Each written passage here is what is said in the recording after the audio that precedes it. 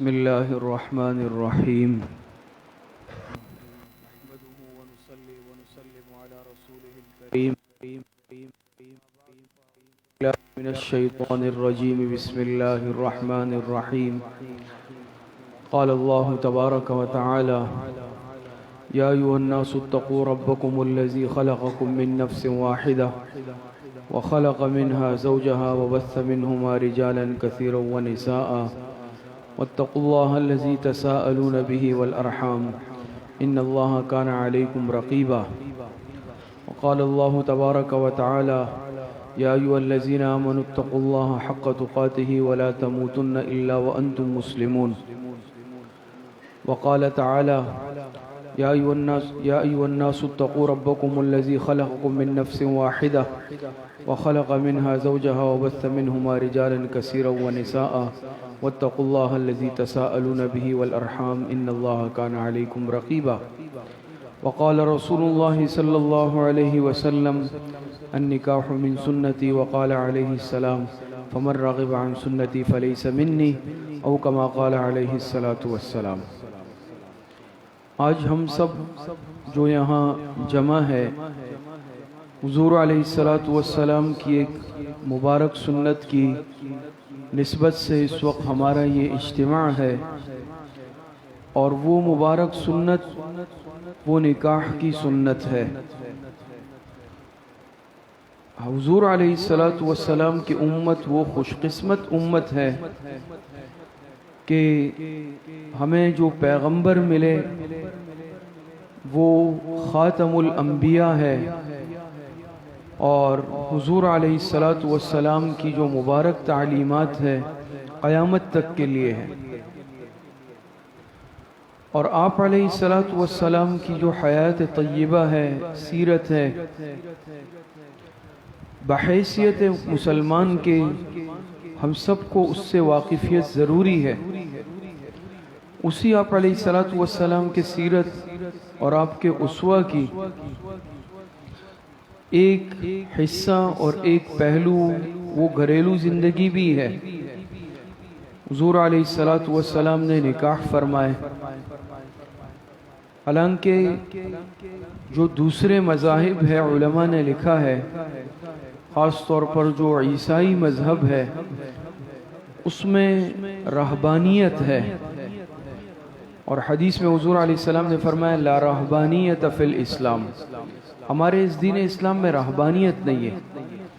رہبانیت کہتے ہیں کہ انسان دنیاوی معاملات سے بالکل کٹ جائے، الگ ہو جائے، دنیاوی لذتوں کو یکسر چھوڑ دے، اور عیسائیت میں یہ تصور تھا کہ اللہ پاک کا قرب تب حاصل ہوگا جبکہ ہم جائز خواہشات کو بھی چھوڑ دیں، ترک کر لیں۔ تو ان کے نزدیک، عیسائیت کے نزدیک یہ نظریہ تھا کہ اللہ پاک کا قرب تب ملے گا کہ جب انسان اپنی جائز خواہشات کو بھی دبا لے۔ تو ان کے نزدیک وہ کیا کرتے تھے کہ نکاح سے اور جو تعلقات ہوتے ہیں میاں بیوی کے اس سے دور رہتے تھے، نکاح نہیں کرتے تھے، رہبانیت اختیار کرتے تھے۔ لیکن یہ فطرت سے بغاوت ہے، کیونکہ اللہ پاک نے ہر انسان کے اندر یہ جذبات اور خواہشات رکھے ہیں، اور انسان جب فطرت کو دباتا ہے تو یاد رکھے وہ اور زیادہ ابھرتی ہے۔ تو اس کا نقصان کیا ہوا کہ اللہ پاک کا قرب تو کیا حاصل ہوتا، بلکہ غلط راستے اختیار کر لیے، زنا کے اندر، بدکاری کے اندر مبتلا ہو گئے۔ اس کے برعکس اگر ہمارے دین اسلام کا جائزہ لے لیں تو شریعت نے ہمیں جائز خواہشات سے نہیں روکا، البتہ ہر چیز کی، ہر عمل کی حدود بتلائی ہے۔ اور نکاح یہ بھی حضور علیہ السلام کی مبارک سنت ہے۔ آپ کے سامنے جو آیتیں پڑھی گئی، اور عام طور پر خطبہ نکاح میں 3 آیتیں پڑھی جاتی ہیں، یا ایھا الذین آمنوا اتقوا اللہ وقولوا قولا سدیدا، یا ایھا الذین آمنوا اتقوا اللہ حق تقاتہ، یا ایھا الناس اتقوا ربکم الذی خلقکم۔ حضرت مفتی محمد شفیع صاحب رحمۃ اللہ علیہ فرماتے ہیں کہ دیکھیں تینوں آیتیں جو خطبہ نکاح کے وقت پڑھنا مسنون ہے، تینوں آیتوں میں مابہل اشتراک کیا چیز ہے؟ وہ تقوی کا ذکر ہے۔ تینوں آیتوں میں اللہ پاک نے فرمایا یا ایھا الذین آمنوا اتقوا اللہ، یا ایھا الناس اتقوا، یا ایھا الذین آمنوا اتقوا اللہ۔ تقوی کا تذکرہ ہے، اے ایمان والو اللہ سے ڈرو، اے لوگو تقوی اختیار کرو۔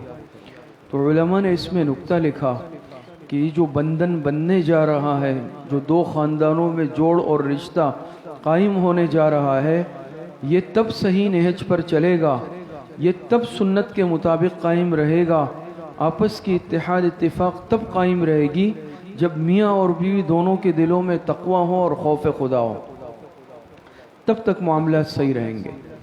خدا نخواستہ اگر تقوی کی کمی ہوئی، خوف خدا نہیں ہوا، تو یاد رکھیں پھر یہ معاملہ درست نہیں چل سکتا۔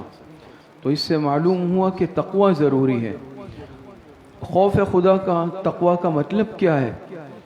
کہ شریعت نے جو حقوق جس کے ذمے رکھے ہیں وہ اس کے ادائیگی کی فکر کریں۔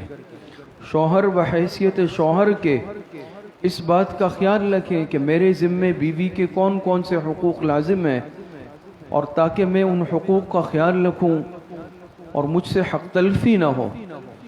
بیوی اس بات پر غور کرے کہ بحیثیت بیوی کے شریعت نے مجھ پر شوہر کے کون کون سے حقوق رکھے ہیں، میرے ذمے کیا حقوق رکھے ہیں، تاکہ میں ان حقوق کی ادائیگی کی فکر کروں۔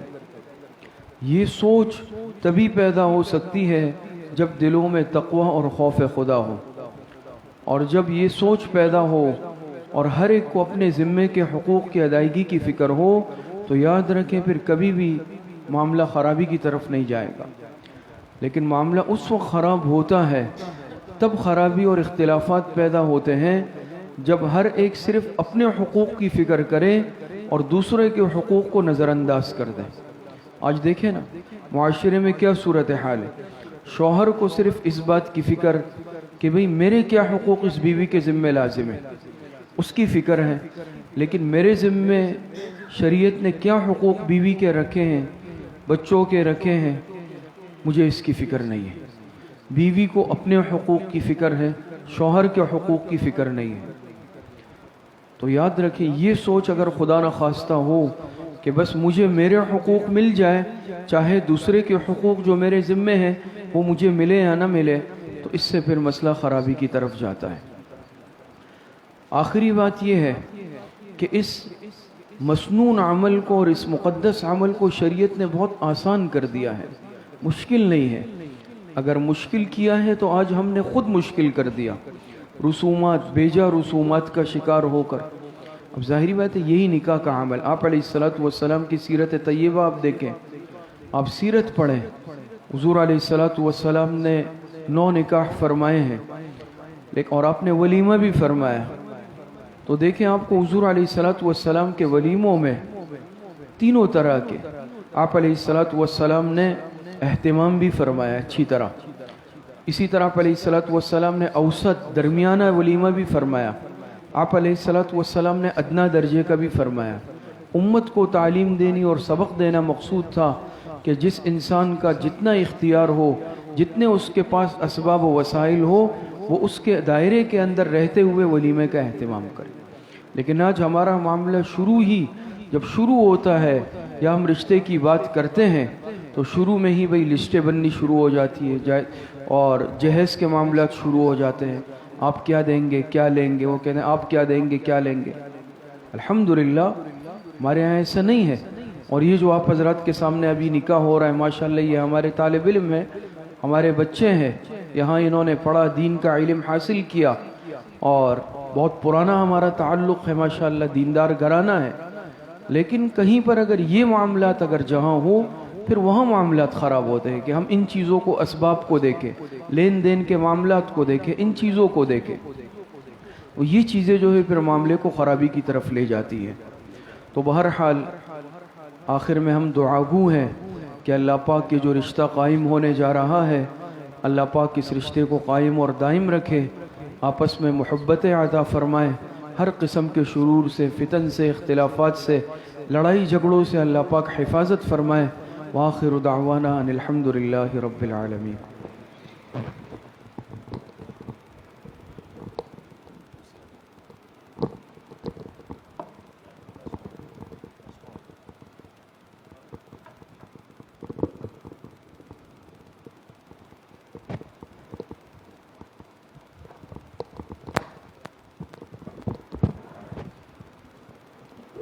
سائن کریں.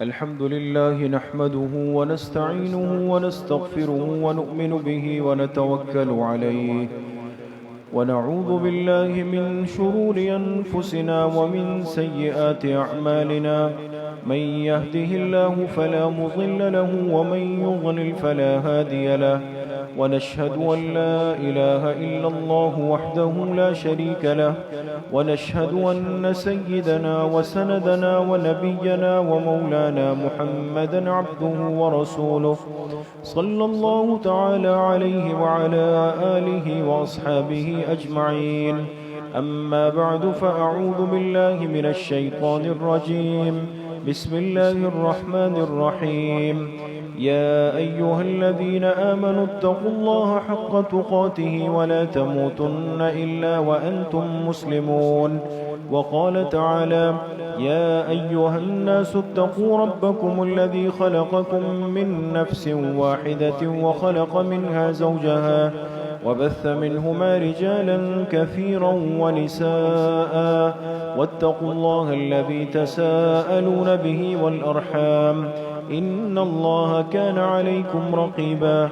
وقال تعالى يا أيها الذين آمنوا اتقوا الله وقولوا قولا سديدا يصلح لكم أعمالكم ويغفر لكم ذنوبكم ومن يطع الله ورسوله فقد فاز فوزا عظيما.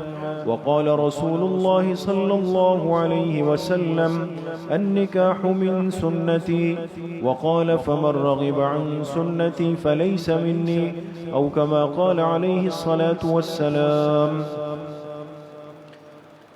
شاہد صاحب، آپ نے یہ حفصہ جو کہ آپ کی صاحبزادی ہے، ان کو بعوض حق مہر 5 تولہ سونا جو زیورات کی شکل میں ہے اور کل معجل یعنی رخصتی کے ساتھ فوری ادائیگی ہے، ان گواہوں کی موجودگی میں آپ نے اپنی بیٹی حفصہ کا نکاح حمزہ نعیم جو کہ صاحبزادے ہیں محمد نعیم صاحب کے، آپ نے ان کے عقد نکاح میں دی ہے. حمزہ نعیم صاحب، آپ نے یہ حفصہ جو کہ صاحبزادی ہے شاہد صاحب کی، ان کو بعوض حق مہر 5 تولہ سونا زیورات کی شکل میں جو کل معجل ہے، ان گواہوں کی موجودگی میں آپ نے حفصہ بنت شاہد کو اپنے عقد نکاح میں قبول کیا ہے. بارک اللہ لکما و بارک علیکما و جمع.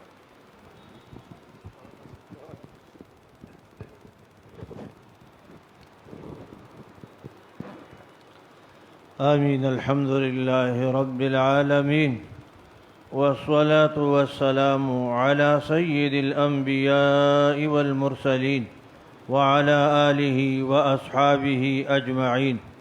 ربنا هب لنا من ازواجنا وذرياتنا قرة اعین واجعلنا للمتقین اماما.